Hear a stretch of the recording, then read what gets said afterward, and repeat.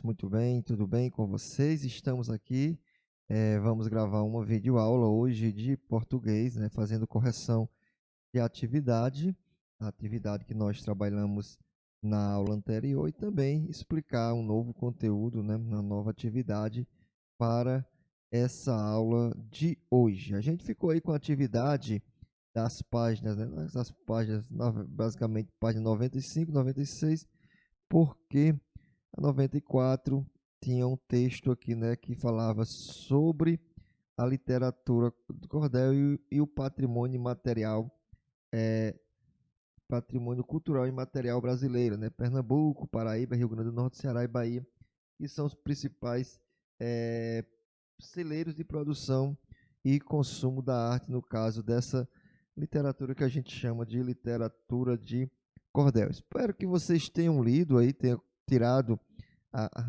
tenha se informado, né, um pouquinho mais sobre esse patrimônio, entendendo o que é patrimônio cultural e material, e tenha conhecido aí também um pouquinho mais sobre a literatura de cordel. E a gente vai fazer a correção, a gente também trabalhou, né, eu expliquei a questão da pontuação, de alguns sinais de pontuação. O livro ele aborda da seguinte forma, né, ele traz primeiro a atividade para vocês exercitarem e depois ele explica lá mais ou menos, explica aí sobre o conteúdo, no caso seria os pontos de pontuação, os pontos, sinais de pontuação, perdão. Então eu vou fazer a correção até a quinta questão, depois eu vou explicar mais alguns sinais de pontuação e, é claro, enviar a atividade. Primeiro tem aí para reler a linha fina da notícia, né? Que é aquela linha que fica abaixo do título da manchete. Pernambuco, Paraíba, Rio Grande do Norte, Ceará e Bahia são os principais celeiros de produção e consumo da arte. Aí tem a definição de celeiro no dicionário, aí, né? De acordo com o dicionário, celeiro seria, né, o substantivo masculino, construção rural onde se junta e armazena cereais, forragem ou palha, né, paiol, tulha. Segunda definição, depósito, provisões, mantimentos e tulha. 3. Por extensão de sentido de região, ou país grande produtor de cereais, os cereais do mundo. E por metáfora, né, fonte abundante de qualquer coisa. Celeiro de gente famosa, celeiro de ladrões, por exemplo. Né? Aí está disponível no dicionário Housefly. Vamos aqui agora à letra A. Diz qual das acepções apresentadas acima corresponde ao sentido dessa palavra, dessa palavra na linha fina da notícia. Então, seria a acepção 4, que seria a fonte abundante dessa arte, da literatura de cordel. Então, acepção 4, de acordo com o verbete. A segunda diz que a ideia, o jornalista ou a jornalista quis transmitir ao empregar a palavra celeiro nessa frase. Então, a ideia de que nesses estados que foram citados, Paraíba, Ceará, enfim, Pernambuco, a produção e o consumo da arte, né, são intensos, né? Muita gente consome, muita gente lê, muita gente produz, enfim, e é considerado no Brasil, sendo considerado os principais do Brasil nesse aspecto de consumo e também, né, de produção da literatura do cordel. Por isso que ele empregou essa palavra aí, celeiro, né, claro, empregado metaforicamente, que quer dizer que é o grande consumo, né, ou uma fonte abundante de qualquer coisa. Nesse caso, como eu já falei, da literatura de cordel. Tem aí, né, mais uma questão, a segunda, vamos aqui à segunda questão, que é mais um trecho, não vou ler porque o vídeo ficaria muito extenso. Eu vou diretamente para a questão, que vai ser uma questão, uma resposta, né, pessoal. Vamos ver aqui, vou ler aqui, vocês acompanham aí comigo, né?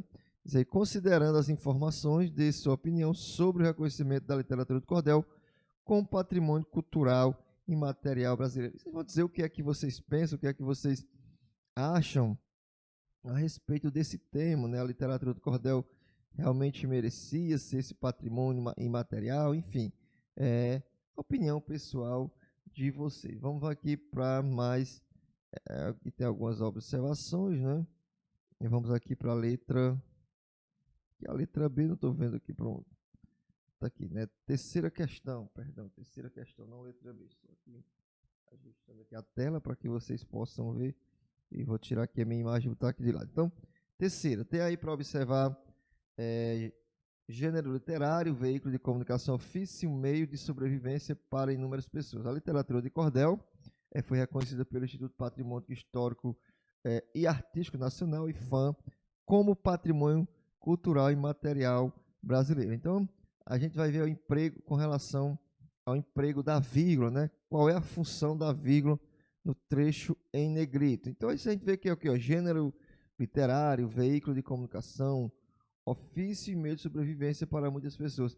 Está sendo feito uma enumeração ou listagem de algumas coisas, nesse caso de características, né? Está listando algumas características da literatura de cordel. Então, nessas enumerações, nós utilizamos a vírgula, enumeração ou listagem, né? Enumeração ou listagem. Então, nesse caso aí foi utilizado para fazer essa enumeração, listagem, a vírgula. E tem a letra que é para identificar, aí, né? Identificar, deixa eu só ver aqui, me situar aqui, identifique, né? De cópia da notícia, outro trecho em que a vírgula tem a mesma função que você apontou, né? A mesma função que foi apontada, ou seja, a função de enumerar ou listar alguma coisa. Eu vou colocar aqui para cima, vamos lá, poetas, né? É que eu vou ler só o que tem lá no texto, algumas poetas, declamantes, editores, ilustradores, desenhistas, artistas plásticos, né? Acho que é gravadores e folheiros, como são conhecidos, e os vendedores de livros já podem comemorar. O cordel tem uma rica poética, aí tem lá, enquadra, sextilha, septilha, oitava, quadrão, décima, martelo, galope, abiromar, redondilho, carretilha. Esses são outros exemplos que foram utilizados, outros exemplos do texto que foram utilizados para fazer uma listagem ou uma enumeração. Vou aqui para a quarta questão rapidinho, porque o vídeo está ficando já um pouquinho extenso, né? Então, no segundo parágrafo da notícia, que sinal de pontuação foi empregado? Estou aqui porque que sinal de pontuação foi empregado para destacar o anúncio do IFAM sobre o reconhecimento da literatura de cordel como patrimônio cultural e material brasileiro, né? O sinal de pontuação foi utilizado, e foram as aspas, né? Tem aí as aspas. E tem um trecho aí, como eu também não vou pular, eu vou ver aqui, perguntar quantos períodos compõe esse trecho. Pessoal, período, ele inicia com letra maiúscula e termina com ponto, né? Se a gente olhar bem direitinho aqui, tem um período começando o cordel até carretilha, né? É um período, encerrando aqui um período, né? E lá no final, e depois de métrica, né? Até variadas, é outro período. Então, esse trecho aqui, apresenta somente 2 períodos, né? E como você conseguiu identificar? Aí a resposta é pessoal, mas geralmente é isso, identificar, porque começa com letra maiúscula e termina com ponto. Aqui essa parte da sexta questão são sinais de pontuação. Eu vou para a próxima fase aí, os próximos sinais de pontuação, que são os 2 pontos, o ponto de interrogação, também o ponto de exclamação, travessão, reticências e parênteses. Vou começar aqui rapidinho com os 2 pontos, né? Isso aí emprega antes de enumeração, exemplificações, citações, fala direta, declaração de outra pessoa e orações apositivas. Então, aí é o local em que vocês empregam os 2 pontos. Esse ponto de interrogação, né, é muito simples, é utilizado para fazer perguntas que sejam direta ou indireta, aliás, perguntas diretas, né? Indiretamente nós não utilizamos o ponto de interrogação e sim o ponto final. E se associado ao ponto de exclamação, indica uma pergunta admirada. Se você empregar ele, né, junto com o ponto de interrogação, é que você, além de perguntar, de fazer a pergunta, você está se admirando naquele momento. Ponto de exclamação, também muito simples, indica surpresa, espanto, admiração ou ordem, né? Responde surpresa, admiração ou ordem. Tem aí o outro ponto, que é o travessão. E talvez pense que não seja um ponto, mas também é um sinal de pontuação, né? É um sinal gráfico. É empregado para indicar no discurso direto, né? Nos diálogos. Por exemplo, o personagem que vai falar, né? O personagem disse isso, coloca fala.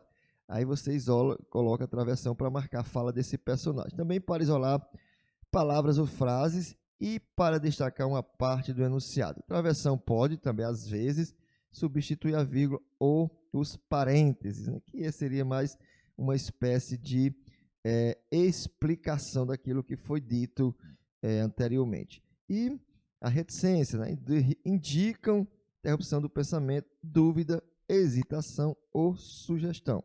Então, a reticência é aqueles três pontinhos, os três pontinhos que estão aí, você vai colocar quando for interromper o pensamento ou hesitar ou ainda sugerir alguma coisa, né?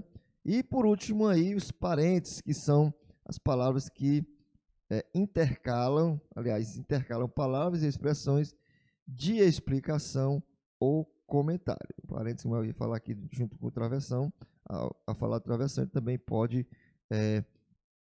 indicar ou intercalar, né, uma expressão ou expressões de explicação ou de comentário. Você coloca lá alguma coisa em seu texto e quer explicar alguma coisa ou comentar alguma coisa sobre aquela parte, você isola ou você intercala aquela parte entre parênteses. Espero que tenham todos compreendido, pessoal. Vou passar na sequência a atividade que está logo aí acima, o restante da questão, né, da 6A, oitava questão aí da página, só localizar aqui página 96 e 97, né?